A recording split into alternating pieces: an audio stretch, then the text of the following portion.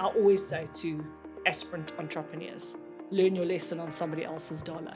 You know, that thing about if you can work for a decent business where you can learn a lot about business, but the mistakes don't cost you personal money.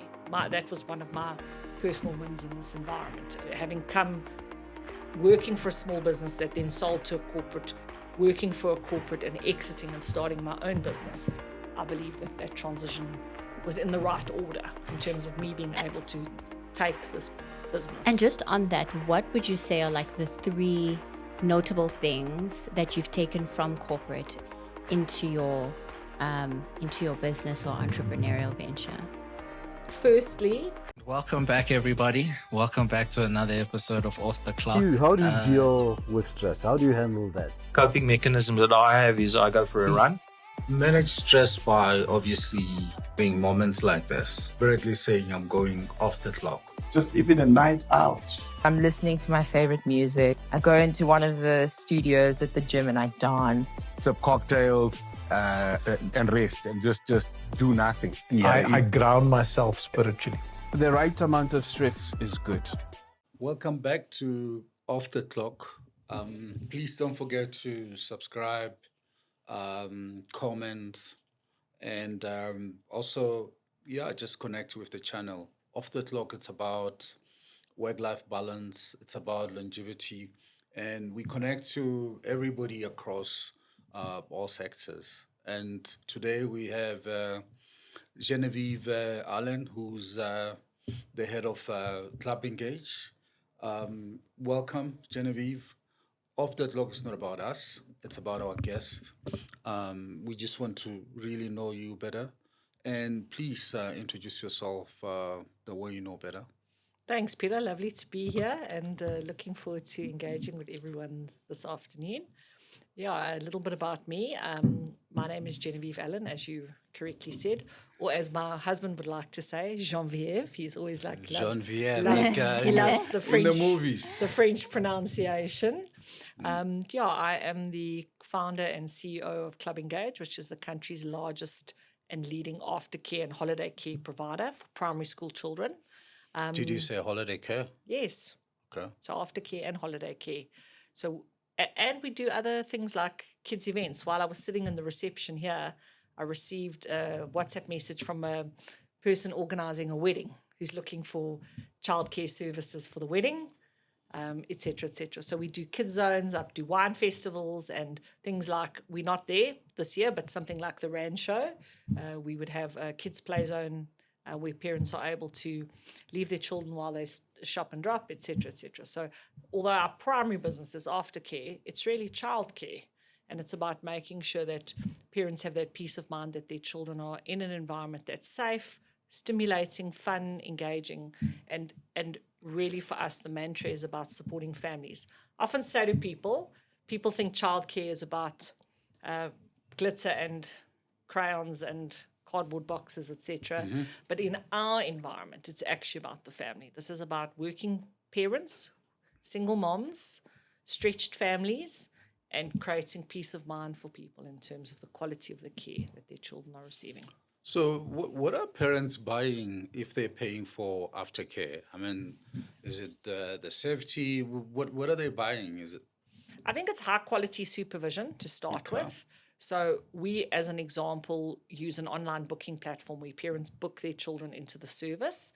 And when they undertake the booking, they give us information in terms of things like medical allergies, medical contact information, who's allowed to collect their child, who's not allowed to collect their child, what their child likes to do, is it crafts, is it dancing, is it sport, etc. So they give us some ideas on the preferences that their child has for the afternoon, because we would typically have children with us from the time that school ends, which is around 1 till 3, 4, 5, 6, depends on the service and depends on the setup of the school. But many of our parents are fetching their children 5:30, 5:45, etc., the end of an afternoon.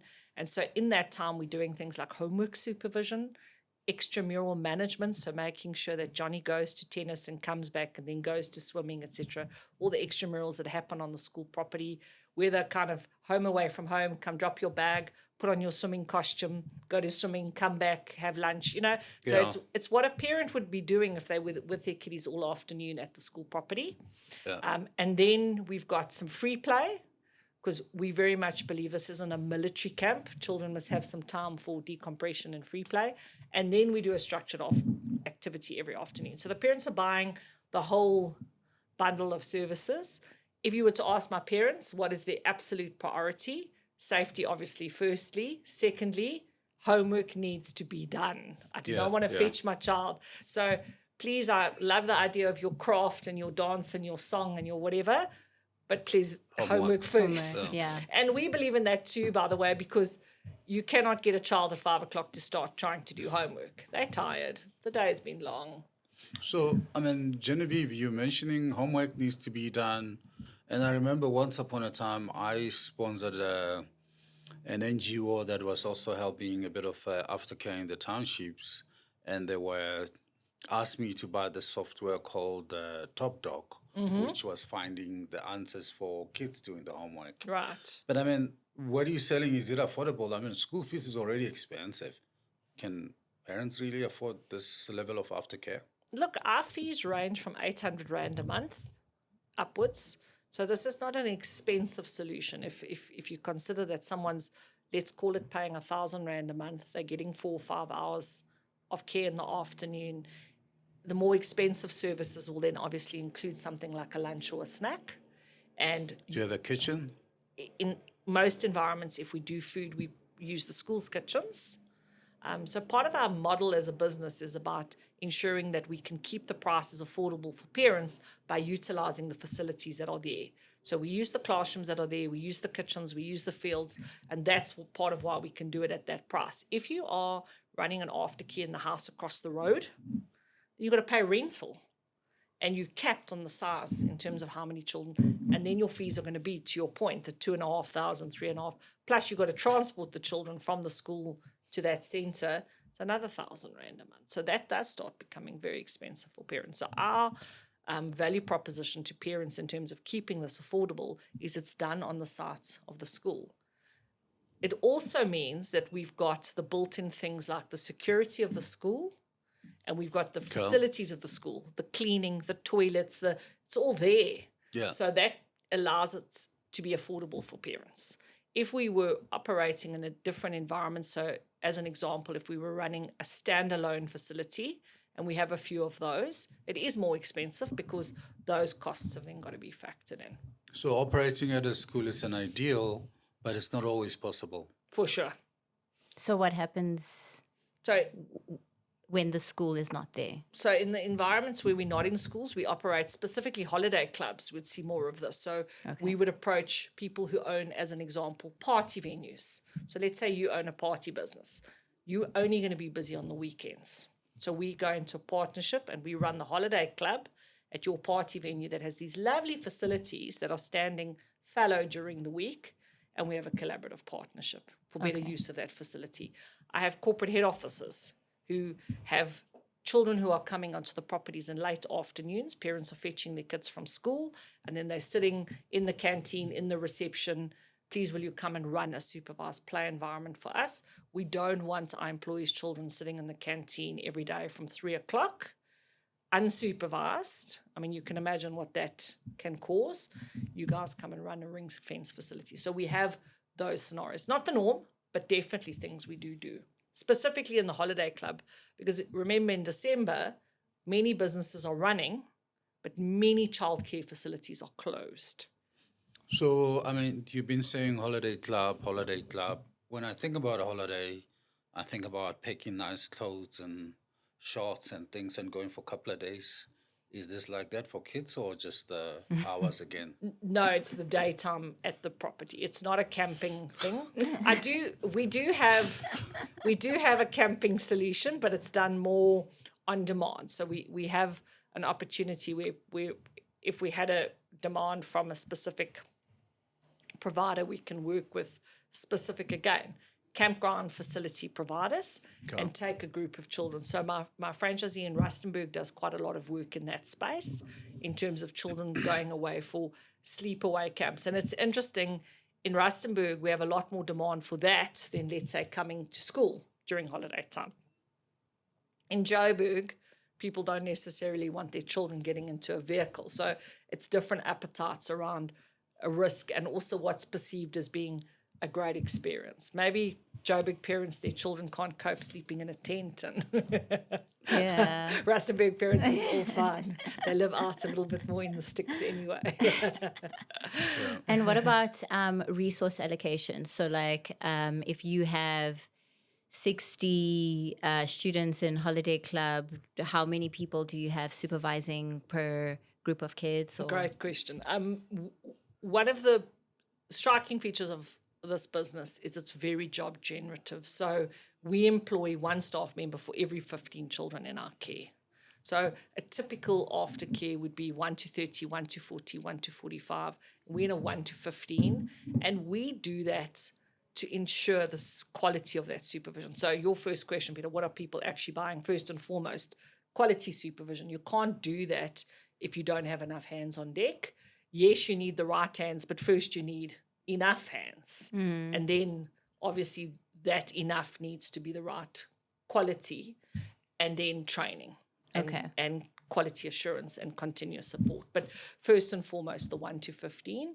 And then the schools provide us with things like the desk, the chairs, the jungle gyms, etc. And we provide all the consumables, the glitter, the crayons, the paint, the paper, etc. So it's a collaborative model between us and the schools. We do the consumables, the schools provide the fixed assets, and the staffing we provide.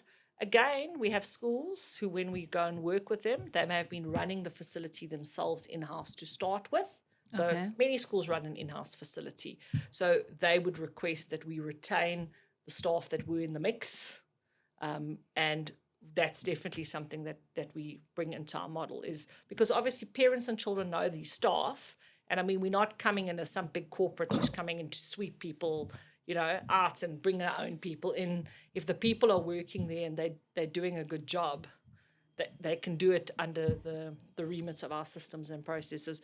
Many of them actually, their performance levels increase because they now actually have dedicated care and supervision. They're being managed. They're not just being kind of deployed in a job and left there to do it. Because aftercare in many schools is an afterthought. It's not what the school does. The school does school.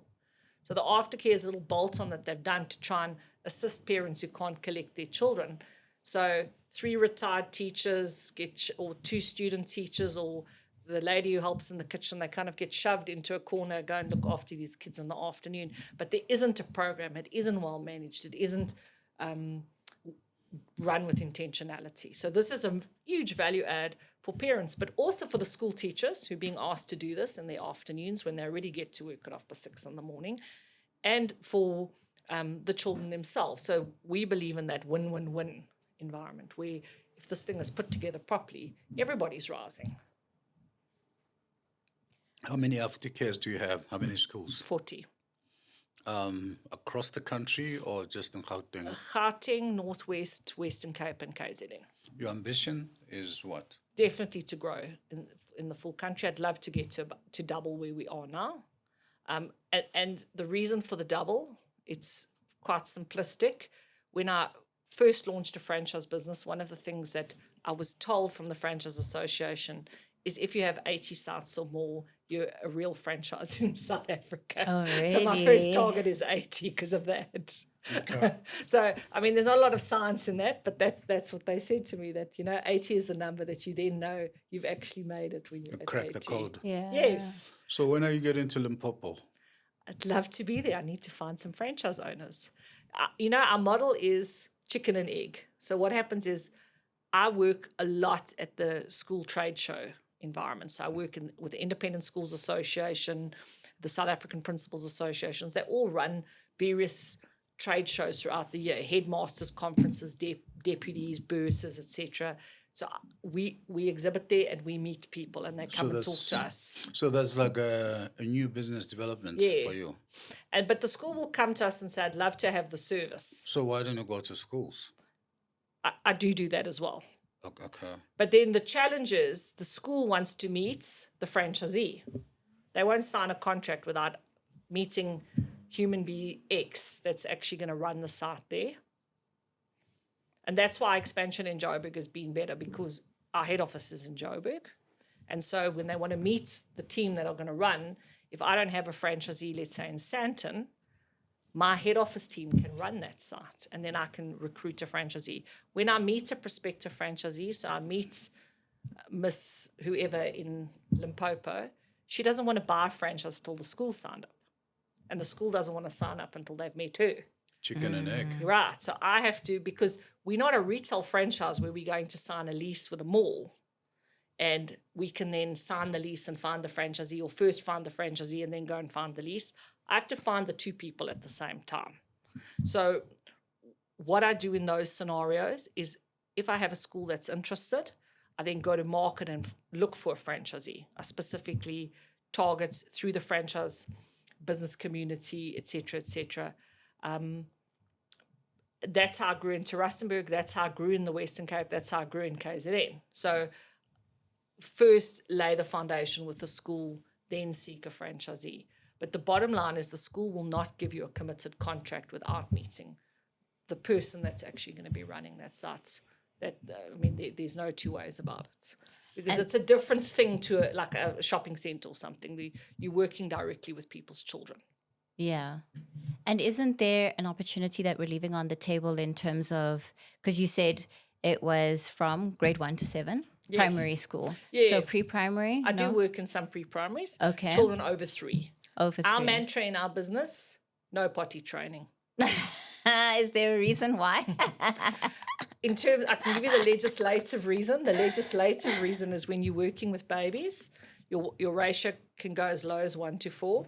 Okay. Or 1 to 8, depends on, you have to have nappy changing facilities. There's a whole lot of additional requirements from Department of Social Development and Department of Health around the facilities that you need. So if we are operating an aftercare within a pre-primary, so we're at, as an example, we're at Crawford Bryanston, and there we're working with children from 6 months old, because that's the setup of the school, so we can do it there. But we wouldn't force that into an environment that's not set up for that. So it's curated, customized to a situation. But that, I use Crawford because it's a specific, exceptional example. The typical environments that where we're in a pre-primary is grade 000, which are children 3 turning 4. That would be where we would typically be starting. So even our holiday clubs, when we market and advertise, it's for children 3 to 13. Okay. So yeah, we do a fair amounts of work in that pre-primary sector, but not babies. And the flip side is also true. Children grades 4 to 7, there isn't a huge demand for aftercare and holiday care for children that age. Children that age, if they had their choice, would rather be at Bounce, be at Ninja, be at their friend's house doing PlayStation. They're not all super keen on being in the kind of babyfied. They perceive it as being quite babyfied. We've got a few programs that we're looking to launch with older children that we're going to brand separately, so that we can try and ring fence and create solutions that are more effective for children. Because obviously children that age also have got more advocacy on their decisions around whether they will or won't go. There's obviously scenarios where they're potentially not given that many decisions, as in the mother's working, the children need to be dropped off and looked after. But those are more exceptions than the norm. And sorry, one last question. And how do you curate these programs? Do you mean in terms of what the offering is for the afternoon? Yeah. So we've developed a trademark program called Reach, and which is basically every week we would do activities around one theme. So we have a theme for the week. So let's say this week's theme was cars. Then on a Monday, we'll do something on the R, which is run and play. Then on the Tuesday, we do E, which is experiments, so focusing around science. So we might do something about combustion, et cetera, et cetera. Then on a Wednesday is A, which is arts and crafts. And then we've got et cetera, et cetera. So every letter of the alphabet. And C is construction and creation, and H is health. And even in the health space, it's not necessarily physical health. It can be mental health. It can be, so looking at those themes. Holiday Club, we do a theme a day. aftercare, we do a theme a week. Okay. So those activities are actually what the franchisees buy from us, is this library of 1,000 pre-designed activities, all linked to these themes, broken down by multiple activities. So we've got 6 different R activities linked to the car theme, because you need to have something for a 3-year-old, something for a 5-year-old. You can't have one activity. You've got to have, and that's back to the 1 to 15. So I've got my group of 7 children and you looking after 12, because I've got one age, you've got another age, So we have to make sure that obviously the activities will be different for the different ages. And it's back to even the homework thing that you spoke about. Not everybody does homework. There's schools where there's no homework. There are ages where children don't do homework. Yeah. So that's section of the afternoon for those children needs to be replaced with another activity. In terms of the structure and the flow for the afternoon and the aftercare, that is set in the SLA with the school. So the school is going to guide us with the meal provision, the time we close, how much time we allocate to homework for each individual grade. So first and foremost, our first agreement is with the school. They set the SLA. This is their aftercare for the children of that school. And then we are working with parents in terms of this is the offering and the aftercare as defined by the school. So it is complicated from a multi-stakeholder perspective. And what I mean by that is a parent might say to you, 30 minutes is not enough time for homework. The school is saying 30 minutes is enough for a 6-year-old.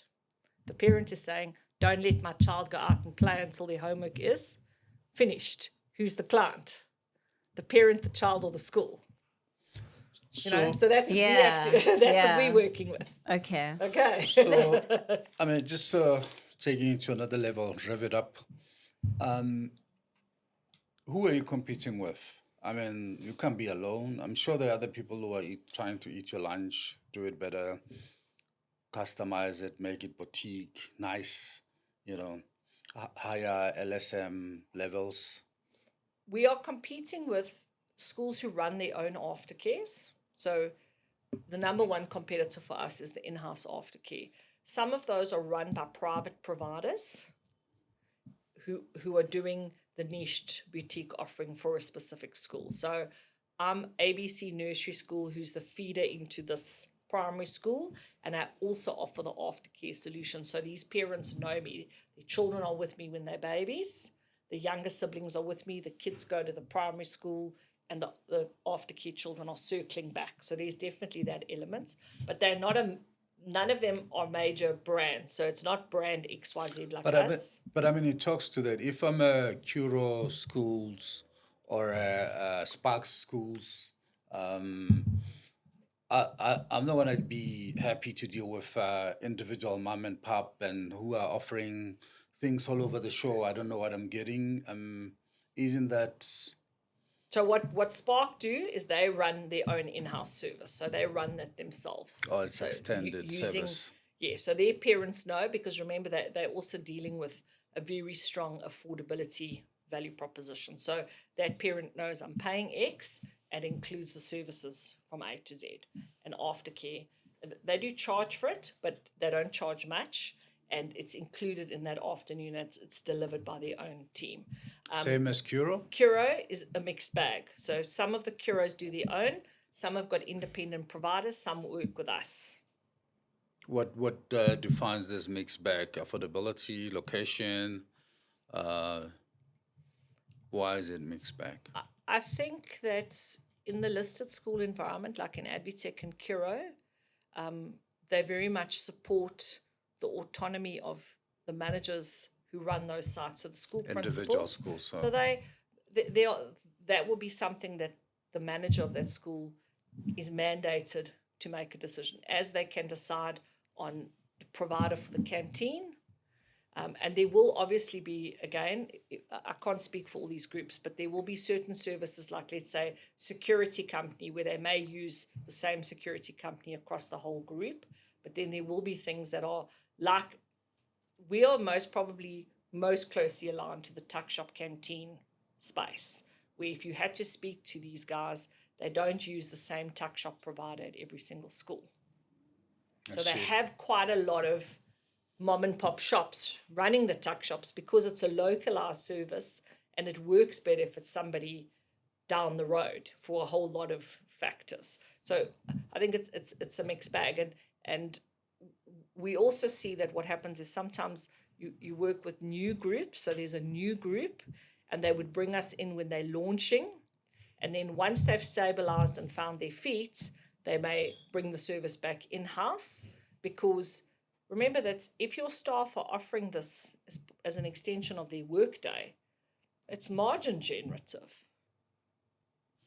So when these businesses have to start making decisions around where are opportunities for improving margin, and to be fair, many of them will make the decision around the fact that we don't want external providers on our sites. We want to minimize risk by going in-house. Remember that there's been a lot of media attention around independent sports coaches, as an example, being involved with violating children's rights. Okay. And so there's been huge risk for schools who've brought in the water polo coaches and the tennis coaches, etc. And so there's heightened anxiety from schools around, do we have enough control over all these external parties that are on the school properties, and should we be clamping down? Because ultimately the school is responsible. So anyone on their property, they're responsible for. Like a guy comes to paint the wall or comes to whatever. So the fact that they're employed by a third-party company doesn't limit their liability. Doesn't exonerate them. No. So some of them, if they have a bad incident, obviously the reaction is then could be, let's go all in-house, because then we have control. Flip side, I work with many principals who move from one school to another or from one group to another. And when they come to the second school or third school that we're working with them on, they will introduce us as a service provider because they've had a great experience with us. They've now moved, and they don't want to manage something that isn't their core priority. So the people who onboard us are the ones who understand from their perspective, this is like running a little mini school. If you have 100 or 200 children in aftercare, it's like a whole second school. Let that be run by someone else. And I mean, obviously we try and incentivize the school as well with benefits for them. Things like potentially rental opportunities, discounts for their teachers' children to use the service, etc. So you can't just be going onto someone's property and they have to get something back. Otherwise, you do open yourself up to the risk of, well, let's just do this ourselves. Yeah. You know? So let's move on a little bit more about yourself, because off that clock, it's about the leader, the person. You've been in education all your life? Yep. You're married with kids? I'm married, no children, never had children. By choice? I'd say by choice from the perspective of I got married late. I got married at 45. Okay. And I mean, every man for himself, but I'm not one of these people who's having a child at 52. I mean, I know pop stars do it, but it's not for me. So I'm not knocking anyone's choice. Yeah. It's not for me. I think motherhood is a young woman's sport. So, I met my husband when I turned 40. I got married at 45. He's got 2 children from his previous marriage who are in their 30s. And he's in a phase of his life where he's retired. So there's 2 elements. One, for me, that was too late to have children. And 2, I'm not having a child with a retiree. Fair. Sorry. How did you meet your husband? I met him in a cocktail bar down the road from where we both lived, a place we had both been many, many, many times. And one of the stories I tell is when I worked in corporate, I had one of those hectic corporate jobs where you work all the time.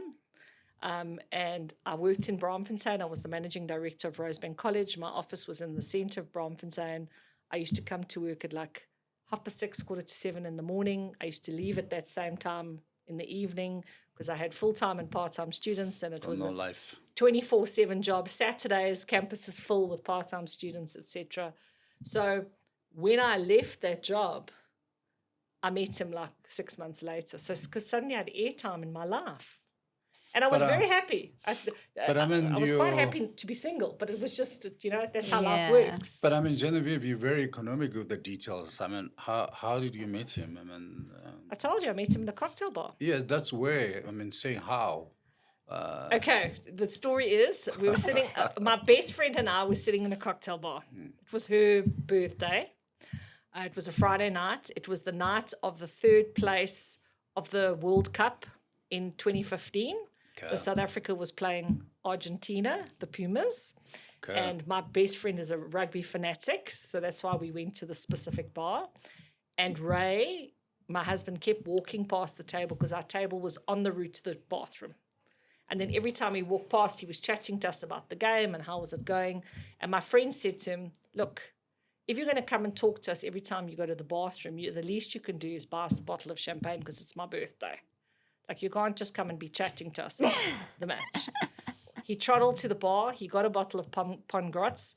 He sat down at the table, and now he felt he could share the champagne with us because he had bought it. First and last time I think he's ever drunk champagne in his life.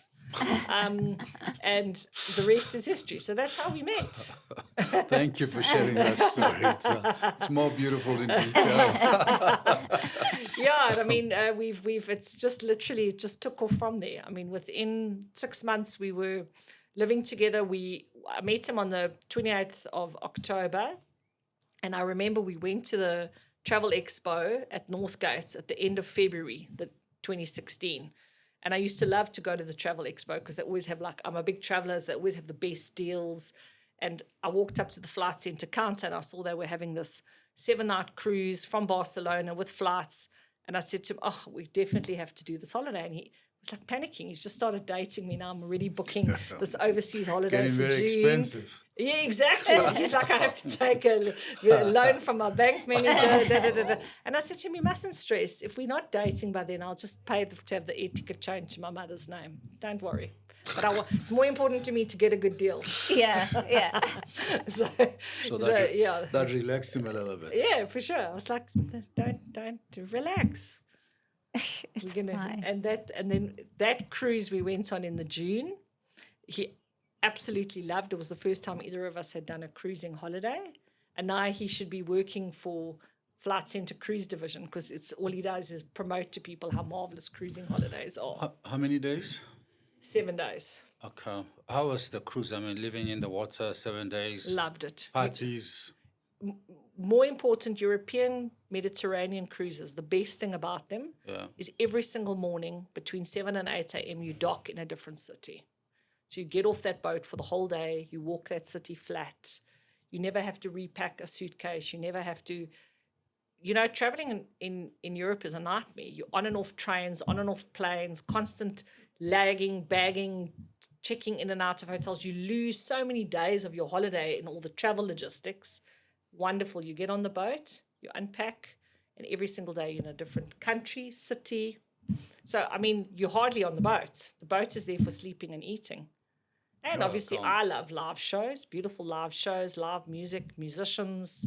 So at nighttime, all of that entertainment. And we went on MSC, which is Italian, beautiful food, Italian food. Now it's South African. Yeah, well, they do the Durban cruise as well, and I had done that before. So it's owned by the guys in Stellenbosch. Oh, is it? No, they down the bought road. it. Yeah, bought it. But I've done quite a few. I've done Northern Lights. I've got my husband and I have booked for April. We're going to go to Japan for 10 days. Nice. Cruise. Why? Because, my opinion, Japan is so expensive. Cruise is all inclusive. You can control what you spend. 40,000 Rand for 10 days, all in. Your food, your drinks, your accommodation, your transport, it's all in. full board. Yeah. You're not going to be able to do like a trip across Japan on that type of money with everything covered. So I prefer that. And then you can always, like what you do, or we all do, you like a place, you can always go back, but now you've had a little taste and you can... I should actually be in travel because this is my super passion. Yeah, you're selling travel. So that means you always travel as a way to relax, spend time. Completely. How often do you do it in a year? I'll tell you my agenda for the rest of the year. Okay. my brother and I own an apartment just outside Barcelona. So Yeah. I'm going for the month of June with my best friend to our apartment. Then we're going for the week of Wimbledon to London. Of course, we can't afford Wimbledon tickets, let's get real. So we're queuing because every day at Wimbledon, I learned this last year, so I'm saying I'm an expert, I'm not. I learn all these things experientially. Every day at Wimbledon, they give out 10,000 free tickets if you're prepared to queue like a schlenter and stand there at 6 a.m. with a queue.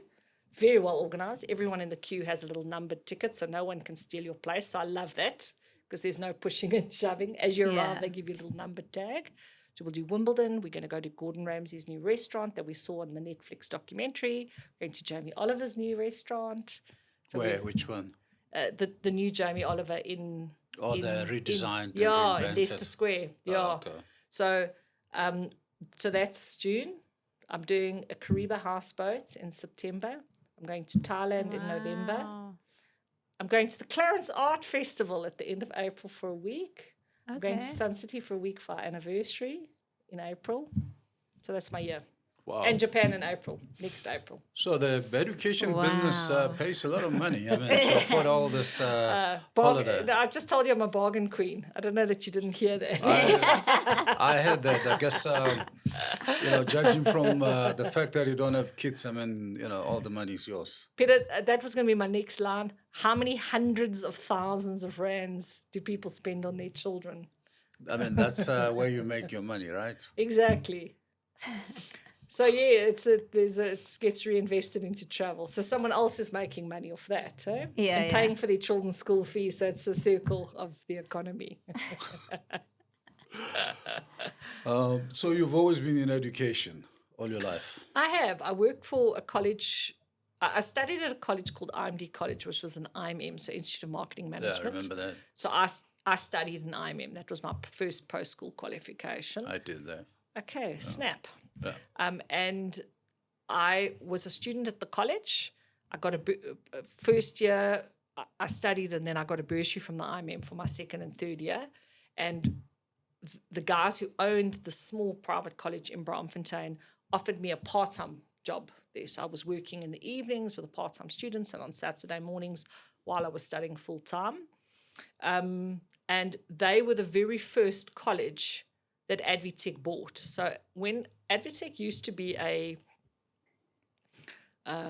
computer-based education business, so they used to work with big corporates in the day of floppy drive, Excel training, that's it. So that was their business, soft skills and hard skills in IT and communication, whatever. And then they re-strategized and started buying face-to-face. The very first college they bought was the one I was working at. And that became a game changer for me because the two guys who were the original owners of this college had a 5-year strategy that they wanted to immigrate. So they offered me the opportunity to sign a retention bonus if I agreed to a specific duration of employment, and they paid for me to do my MBA with Edinburgh Business School as part of this exit strategy that they were crafting as part of the sale to Advitech.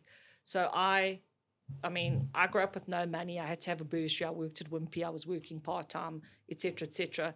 So I landed myself with an MBA that even in today's money, because it was in pounds in Edinburgh, it was like eye-watering. I would never, ever have been able to spend that type of money. And that completely transformed my career because I then was put into a junior management position at the campus. Advitech started buying up a whole lot of different colleges. When LeisureNet collapsed, they bought Crawford and Varsity College, which was their massive trajectory into education, was the acquisition of those when that was released from the Health and Racket group before Health and Racket became Virgin Active. So it was all in that period. In parallel, what was happening in education is higher education was being completely transformed by the Minister of Higher Education at that time, was trying to move the inner city colleges away from the fly-by-night environments where parents and students were getting exploited because there was no control over the qualification. So you either went public, but if you went private, you didn't know what you were buying unless you did an IMM or something like that, which is why those professional institute qualifications did well, because people at least knew what the they were value buying, the yeah. value was. So we went through the whole process with SAQA being established, the so-called SAQA Blue Book, all the qualifications getting registered. So I learned everything I knew about education from working inside the trenches. So my career progressed from working at that college that got bought by Advotech to then entering a corporatized business. So I worked for a small business that sold to a corporate, and everything I learned was from that transforming of that smaller business into a corporate. And the corporate itself was growing. I mean, when I left Advotech 13 years ago, it had a 6 billion rand market cap. It's now 21.5 billion.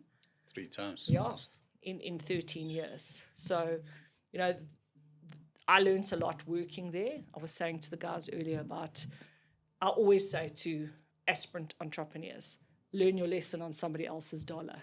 You know, that thing about if you can work for a decent business where you can learn a lot about business, but the mistakes don't cost you personal money. That was one of my personal wins in this environment. Having come working for a small business that then sold to a corporate, working for a corporate and exiting and starting my own business, I believe that transition was in the right order in terms of me being able to take this business. And just on that, what would you say are like the 3 notable things that you've taken from corporate into your business or entrepreneurial venture?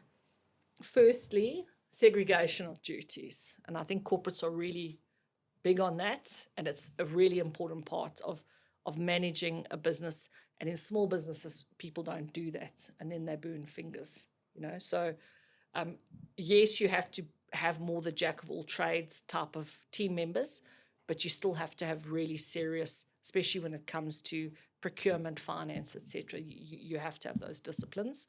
The second thing, and I really struggled with this when I first started my business, is collection of experts. You know, so I loved it in a corporate group, legal, group finance, the tax person, so you go into your own business.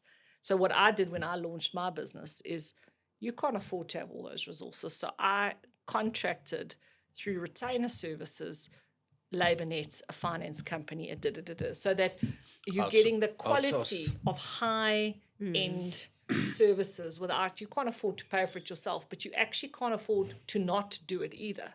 You cannot not register for SARS. You cannot not be compliant with XYZ. So getting that balance right. So definitely I took that.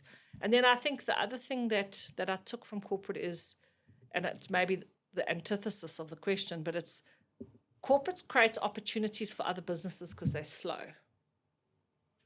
Mm-hmm. So there's a lesson in that too, that if you're prepared to be agile, if you're prepared to customize is it easy for me that I have to customize every agreement with every school down to? No. Would I love to just steamroll them all with one contract and say, this is how we do stuff? But that's not how you run a business, because you're not the big dog here. So that thing about being agile and being responsive and being open to, one of the things as an example in our environment, when I launched, the briefing that I'd received, because I bought initially a license from Australia and I bought the master license for South Africa for a childcare business called Sherpa Kids, which I then rebranded into Club Engage through COVID. But one of the things that they had said to me is that the model in Australia is that you sign 5-year contracts with the schools. I really struggled here. People were, who are you? We don't know you. Why would we sign a 5-year contract? So when this became my own business completely, I turned those agreements into in perpetuity agreements where we have a evergreen contract, but people can cancel it one term's notice, no fault. We don't have to have a fight. If this is not working for you, it's not working for me. Let's all move on. We can't work inside a school. We can't have a climate, because if you're anti me and you're telling parents not to use my service anyway, don't I want to just pack up my stuff and go somewhere where people do want me? And I don't want to have lawyers' letters flying around in either direction. So, those types of things about the agility, a corporate would never do that. They would never agree to, you can cancel at any time, no fault, because it doesn't suit the way because they need to have those predictable revenue streams. So any maybe 2 challenges that maybe stands out with your franchisees? I think for them, or with me for them. I mean, challenges they have or challenges that Both ways. both. So I think for me, one of the challenges of managing a franchise network is extreme variations in the levels of people who own the businesses. So levels of maturity, understanding, experience, background. So franchise is supposed to be about standardization, and yet the levels are different. So standardization is difficult in that space. I think the other thing that's challenging for any franchisor who's come from a corporate, these aren't your employees. You don't get to tell them what to do. We're in a partnership. These people are co-investors. They put money in. They put their own money in. They own their time. You tracking deliverables. But if you come from a corporate environment where you believe part of your thing is you own people's time, you don't own people's time in a franchise environment. The person has bought their own business to get out of feeling like they're under the whip. Yes. I mean, out of jail. Exactly. I mean, I once heard a guy give a presentation about one of the big dog franchises in South Africa, and he was saying, you pay a lot of money to be in this fast food environment, which is not the most glamorous. And basically, I've paid someone so I can work for them because it's so strict in terms of how you operate. And what I say, we're in childcare, and so customization is the nature of what we do. This is not a Wimpy. And I'm not knocking Wimpy. I worked there for a long time as a student. Cool. But it isn't burger, chips, and a milkshake. It's not our environment. As you said, ages are different. Environments in which schools operate is different. Even expectations from parents around. So we work with some profiles of parents where it's very much what I call nearer, closer, lean in, whisper to the child, and others where it's like shout across the field, Johnny, Susie, whoever line up. And some parents will never tolerate their children being shouted at. And others, it's like it's just another day at the office. This is how things get done here, you know? So you've got to be very responsive. When you're working with people's children, they are watching you all the time. So their standards of delivery for you on their children is much higher than on themselves. So in other words, they're more tolerant in terms of how you speak to them than how you speak to their children. So I'm tough. I'm an adult, you're an adult. We can have it like an argy-bargy, but don't speak to my child like that, which I agree with. I mean, we train professionals. We need to also ensure that we're modelling behaviour for the children, because we're saying we don't want the children to scream at each other, but they get screamed at, that type of thing. So maybe we do 2 or 3 questions and allow Genevieve to ask us some questions, and then we close off. Education in this country, where is it? Where do you see it going? Sure, that's a hard question. I think... Told you. Yeah, it's a hard question because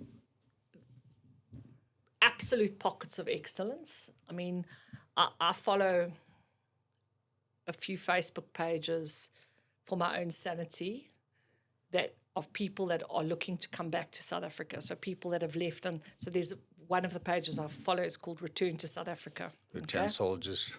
So I love it because it arms you in these discussions with people. You know, when you read what people are saying, why they're coming back, why do they want to come back, how much they're disliking. And the 2 things that everybody talks about, people who want to come back, healthcare and education. In these other so-called first world environments, that's so much more shoddy than A, what they had here, and B, what they thought they were getting. And I think it's quite ironic. People immigrate, and the major thing they say, I'm doing it for my children. So whenever people have asked me, why haven't you immigrated? I don't have children. Because that's people's, it's their catch-all of why they've immigrated, for their children. Why do they come back? For their children. Wow. Because when they're looking at the quality of the schooling, the education, what's it like for the man on the street who lives in amongst the common people, who's going to a Joe average school? Most probably not good. I mean, I don't know. I don't work there. It's not. But what you read, what you see, we're reading the reports on poor literacy rates and teachers that are stretched and positions that aren't filled and people who ghost employees and people who are being paid and not going, we're maladministration and principals who are buying jobs via unions. I mean, you're reading all of these things. And we're seeing the impact in the higher education space in terms of the quality of matriculants and their abilities and who's coping and who's not coping. But having said that, what's always interesting for me is if you talk to people in the university sector, they will often say to you that matriculants who come from very well-resourced schools do not necessarily cope well at university because they're not used to the hardships of being in the queue. You're used to having 12 people in your class. Now there's 800. And everything that goes with that you now need to fight for your place. Where if you've come from an under-resourced environment, that's just like another day at the office. Yeah, standard. So, and you'll fight for yourself because you've had to do that to get, and you fought harder to get here. It's your second nature. Yeah, so it's Malcolm Gladwell in his book, David and Goliath. I love the subtitle of that book. Why Disadvantage is the World's Greatest Advantage. Yeah, that's my favorite book. Love it. David Goliath. David and Goliath. And so that's what I feel about education. Is it great? Across the spectrum, no. But are there pockets of excellence where we are world leaders? Absolutely. Be it in our universities, be it in our primary and secondary space, definitely. But I think it's like everything in South Africa. If you have money, you have options. A lot of options. And if you don't have what do you do? much. Hands are tied. Yeah. You take what gets thrown at you. How many hours of sleep do you do? Not when you cruise now. No, I'm not a sleeper. How many hours? Give me a number. 5. 5. You never done 8? Occasionally. If I'm tired, I will sleep. But my average, according to my watch, is 5 to 6. But my REM, deep sleep, and light sleep are perfectly balanced. I never get the up and down arrows. Mine are always like in the right proportion. So I don't have enough, but I have the right proportions. My mother was exactly the same, though. She also like a 5 to 6 hour sleeper. Okay. I mean, it looks like you've had a very big and larger than life. Looking back, any regrets?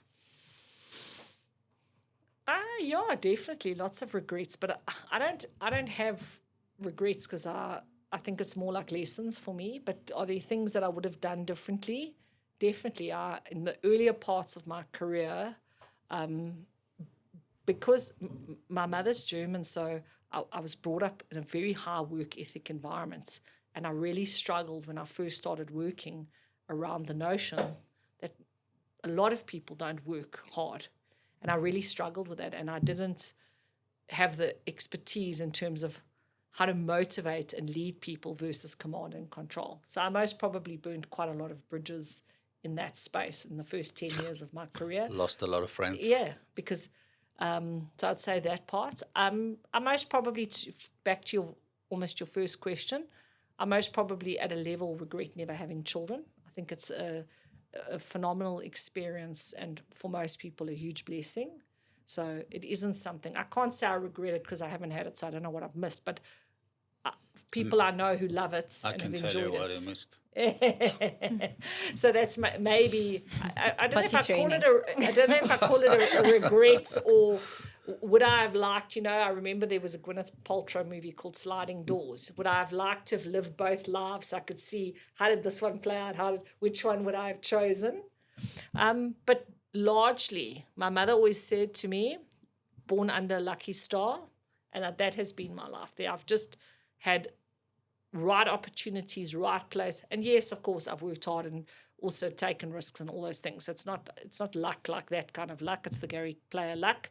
But I've definitely, because I don't believe everybody who works hard is successful. A lot of people work very hard and they never move beyond where they are. So it's not enough. You got to match the hard work with luck. Some luck. Yeah. Right time, right place. And I've had incredible mentors. And I mean, with that, my last question is inflections. Any big moments, aha moments that when you look back at your life was like, that changed my life, my direction, my... Definitely. I went through a very tough period at the end of my corporate experience where I believe that my response to that situation created a major change for me in that I was being put under incredible pressure around a political situation. And I believe that the individual that was trying to pressurize me didn't have enough insight into my background. So that person didn't understand that I came from a tough upbringing. I'm the eldest of 6 children. My mother's a German. So the person sees you as you are at 40. They don't know where you were at 20, and they don't know what it took for you to get there. So they believe if they put a bit of pressure on you, you're just going to crumble. I'm like, not on my watch. Tough cookie. So, and I don't think I realized that I was fully that until that challenge. And, I managed to turn that again into a situation that helped set me up for this business that I'm in now, just from holding steady. I mean, one thing about my personality, I'm quite loud and talking and voices and blah, blah, blah, blah. I feel it. But under pressure, I'm very quiet. So that will be when I'll step back. And so if I have a parent call me, something very serious has happened to their child, I'm very much the listener. I'm quiet. I reflect. I never make a decision like that on the spot. I would always take my time, think about it. So that kind of measured response for me has really... And I have had to learn to do that, Peter. Like I'm saying, in the beginning, I was a bit of a firebrand. I mean, I was the person who used to walk behind people and say, grass is growing under your feet. Walk faster. You know? Why are you slouching when you're walking down my passageway? Luckily, I worked at a campus in Braamfontein, so I got away with a lot of nonsense. My students always used to laugh at me. I mean, my very first job, I managed the accommodation allowances. We had 300 students from Swaziland, Eswatini, who were studying IMM and CIS and RPM qualifications with us. And I used to manage the checkbook, not the physical signing, but issuing the checks for accommodation and meals and stuff, back when there were still checkbooks. And everyone had to sign in the black book when they got their check. And one day my book went missing. So I put a post up in the lift to say, all checks are stopping until my book is returned. It was only a few hours I got my book back. I did obviously afterwards say to them, listen, guys, every check is numbered. Book, no book, sign, no. If you've got the check, you've had the check. So don't take so I was more annoyed that my book had been taken. Now, of course, I mean, in today's environment, someone might have burnt my building down. But anyway.